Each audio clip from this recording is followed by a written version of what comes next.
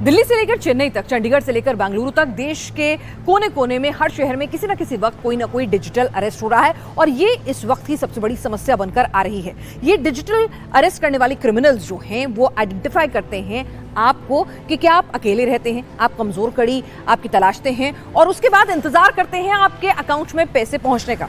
आपके अकाउंट में पैसे पहुंचे नहीं और आप इनके टारगेट पर आ गए। ऐसा नहीं है कि कम पढ़े लिखे या फिर बुजुर्ग लोग जो बहुत ज़्यादा टेक्नोलॉजी से एक्सपोज नहीं होते हैं वही इनके टारगेट पर हैं, बल्कि आपको बता दें आईटी इंजीनियर्स हों, बैंक मैनेजर्स हों, सीए हों, टेक्नोक्रेट्स हों, तमाम लोग जो हैं जो बड़े शहरों में रहते हैं, वेल एजुकेटेड, वेल एक्सपोज हैं टेक्नोलॉजी से, वो भी इनके टारगेट पर हैं। हर महीने औसतन देश में 220 करोड़ रुपए इस डिजिटल अरेस्ट साइबर फ्रॉड के थ्रू लोगों के ठगे जा रहे हैं।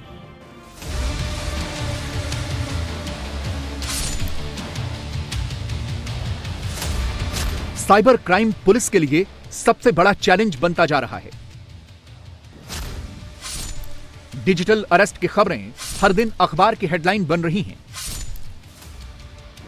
फ्रॉड हो रहा है, लोग ठगे जा रहे हैं, लेकिन अपराधियों तक पहुंचना पुलिस के लिए सबसे मुश्किल टास्क बन गया है। साइबर क्राइम की तुलना में क्रिमिनल्स की गिरफ्तारी और ठगे गए रुपयों की रिकवरी लगभग ना के बराबर है। बेंगलुरु के सॉफ्टवेयर इंजीनियर ने एक अनजान नंबर से आए फोन को क्या उठाया, वो 19 दिनों तक डिजिटल अरेस्ट हो गए। यहां भी क्राइम का पैटर्न बिल्कुल वैसा ही था जैसे दिल्ली, मुंबई, लखनऊ या दूसरे शहरों में दिख रहा है। सॉफ्टवेयर इंजीनियर के पास 11 नवंबर की सुबह करीब 10:30 बजे पहला फोन आया। कॉल करने वाले ने खुद को ट्राई का अधिकारी बताया और कहा कि उसके नाम से खरीदे गए सिम कार्ड का इस्तेमाल इल्लीगल एडवर्टाइजमेंट और धमकी भरे मैसेजों के लिए किया जा रहा है।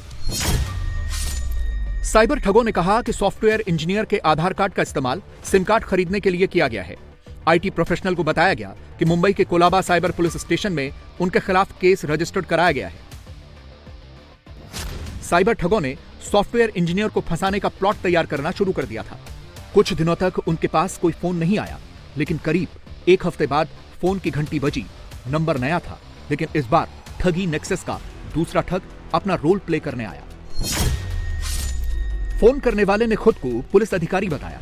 कहा कि सॉफ्टवेयर इंजीनियर के आधार का इस्तेमाल मनी लॉन्ड्रिंग के लिए बैंक अकाउंट खोलने में किया गया है। उसने धमकी दी कि वो इस केस के बारे में परिवार समेत किसी को न बताए, क्योंकि मनी लॉन्ड्रिंग केस में एक पावरफुल शख्स पहले से गिरफ्तार है। आईटी प्रोफेशनल से कहा गया कि अगर वो वर्चुअली जांच में सपोर्ट नहीं करता तो उसे फिजिकली अरेस्ट किया जाएगा। 8 दिनों में 2 अलग अलग नंबरों से आए फोन और दोनों में एक जैसे आरोप से सॉफ्टवेयर इंजीनियर घबरा गया। फिर इंजीनियर के पास तीसरे नंबर से एक और फोन आया। जालसाजों ने उसे स्काइप ऐप डाउनलोड करवाया। फिर वीडियो कॉल पर पुलिस की वर्दी पहने एक शख्स सामने आया। उसने बताया कि सॉफ्टवेयर इंजीनियर के आधार कार्ड का इस्तेमाल कर बैंक में खाता खोला गया और उससे करीब 6 करोड़ रुपए का लेन देन किया गया। 25 नवंबर को एक दूसरे ठग ने पुलिस अधिकारी बनकर स्काइप के जरिए कांटेक्ट किया।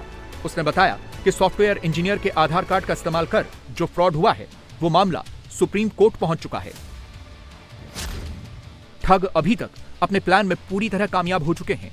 इतनी बार फोन और वीडियो कॉल आने के बावजूद सॉफ्टवेयर इंजीनियर ने कहीं भी कंप्लेंट रजिस्टर नहीं करवाई। डराने और धमकाने के बाद अब ठगी का असली खेल शुरू हुआ। आईटी प्रोफेशनल से कहा गया कि आरबीआई की गाइडलाइंस के मुताबिक उसके बैंक अकाउंट को वेरीफाई करना होगा।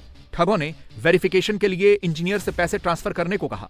गिरफ्तारी के डर से सॉफ्टवेयर प्रोफेशनल ने पहले एक बैंक अकाउंट में 75 लाख, फिर बाद में 3 करोड़ 41 लाख रुपए दूसरे खाते में ट्रांसफर कर दिए। 12 दिसंबर तक ठगों ने उनसे अलग अलग खातों में 11 करोड़ 80 लाख रुपए ट्रांसफर करा लिए। 19 दिनों तक डिजिटल अरेस्ट रहने के बाद जब ठगों ने उनसे फिर और रुपयों की डिमांड की, तब जाकर उन्हें समझ में आया कि वो ठगी के शिकार हो चुके हैं।